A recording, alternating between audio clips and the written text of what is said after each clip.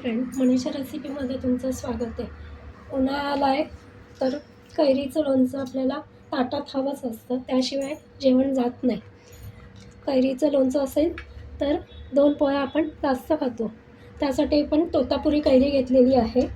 ती 1 तास भिजेल पूर्ण भिजेल अशा पाण्यात ठेवून कोरडी करून घेतलेली आहे, कारण त्यातला उष्णता सर्व चीक वगैरे सगळं निघून जाणार. आणि त्याचबरोबर आपण ह्या मोठ्या मिरच्या घेतल्या आहे, त्या आपण बारीक कापून घेणार आहे. आता ह्या कैरीचे आपण साल काढून घेणार आहे, कारण ते साल घेतलं तर थोडीशी कडवट लागते. आणि कच्ची कैरी घ्यायची आहे, पिकलेल्या वगैरे घ्यायची नाही. इकडे आपण तेल, एक मोठी वाटीभर तेल तापत ठेवलं आहे. ते खूप गरम झालेलं आहे. आता ते बंद करूया गॅस, कारण तेल गार करून आपल्याला घालायचं आहे. आता मसाल्यांचे तयारी करू. 2 चमचे धणे घेतलेले, 1 छोटी वाटीभर बडीशोप घेतली आहे, 1.5 चमचा जिरं, मेथी 1 चमचा, मेथी जास्त नाही घ्यायची, आणि 8 ते 10 मिऱ्या घेतल्या आणि 1 छोटी वाटी मोहरी.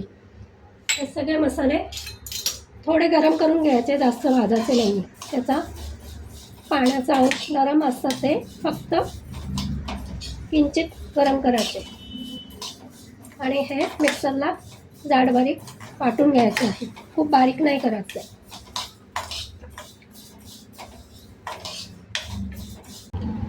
आपण कैरीची सालं काढून घेतलेली आहे आणि ती अशी रफली चॉप करायची आपल्याला.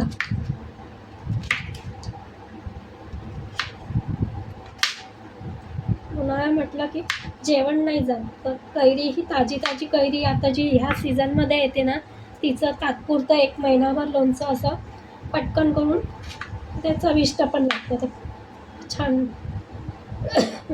जेवणावर लोणचं असेल तर 2 घास जास्त जातात. आपण हे असं, त्याचा बाटा आहे, पोळी असते ती काढून घ्यायची आहे. आपण कैरी रफ चॉप करून मिक्सरमध्ये घेतली आहे, ती आपल्याला जाड बारीक करून घ्यायची आहे. त्याचप्रमाणे मिरच्या पण अशा कापाच्या आहे. त्यातल्या बिया नाही घ्यायच्या आपल्याला, शक्यतो बिया अशा चाकूने काढून घ्यायच्या.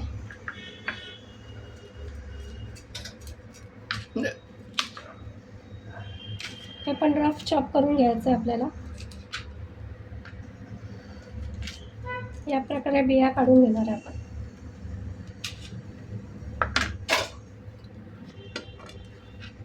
अशा मिरच्या पण रफ चॉप करून घ्यायच्या. आणि मिरच्या पण नंतर आपण मिक्सरला फिरून घेणार आहोत कैरी काढल्यानंतर.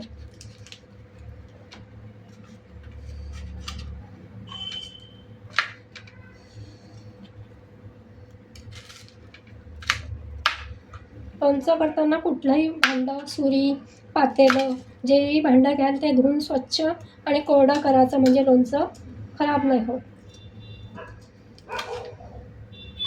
बियांचा भाग आपण काढून टाकणार. आपण कैरी अशी जाड बारीक मिक्सरला फिरवून घेतली. त्याचप्रमाणे मिरच्या पण पल्स मोडवर जाड बारीक वाटून घेणार आहोत. खूप बारीक नाही करायचं आपल्याला. आणि हा मसाला आपण शेकून गार केला आहे, तो पण आपण जाड भरड करून घेणार आहोत. आपण हे मिक्सरला असं जाड बारीक वाटलेलं आहे, मिरच्या आणि कैरीचं फोडी. त्यामध्ये आपण केलेला मसाला मिक्सरमध्ये तो टाकणार आहे, जाड बारीक केलेला आहे, कारण तो छान लागतो दाताखाली आलेला. मसाल्याचा सुगंध खूप सुंदर येतो आहे. त्यामध्ये आपल्याला काळे कांद्याचं बी, त्याला कलोंजी म्हणतात, ते टाकायचं आहे. हिंग 1 चमचा टाकायचं आहे. लोणच्याला हिंगाचा स्वाद छान लागतो. आणि मी 1/2 चमचा इथे काश्मीरी लाल तिखट टाकते. लाल तिखट ऑप्शनल आहे, तुम्हाला नसेल टाकायचं तरी चालेल, पण कलरसाठी मी टाकते. आणि मीठ टाकायचं आहे आपल्याला चवीप्रमाणे. लोणच्यामध्ये मीठ थोडं जास्त घालतात, त्यामुळे लोणचं जास्त दिवस टिकतं. ही एक लोणच्याची खास टीप आहे. चांगलं मिसळून घ्यायचं आहे सर्व मसाले.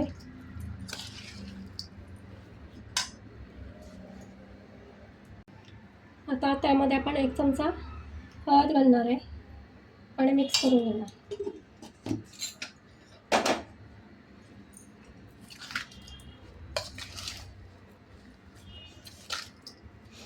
लोणचं करतानाच माझ्या तोंडाला पाणी येत आहे.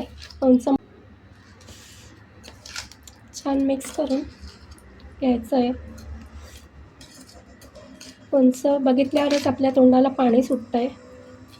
खूप छान होतं आणि उन्हाळ्यात तोंडी लावायला आवश्यकता असतेच लोणच्याची. डाळ भाताबरोबर, भाजीबरोबर, पराठ्यांबरोबर. छान मिक्स झालं आहे. आता आपण सगळ्यात प्रथम गरम केलेलं तेल आहे ते गार करून टाकणार आहोत. आता तेल ना गार झालं आहे, त्यामध्ये आपण हिंग घातलेलं आहे अगोदरच. गार झालं आहे पूर्णपणे, तेव्हाच आपल्याला लोणच्यामध्ये तेल घालायचं आहे.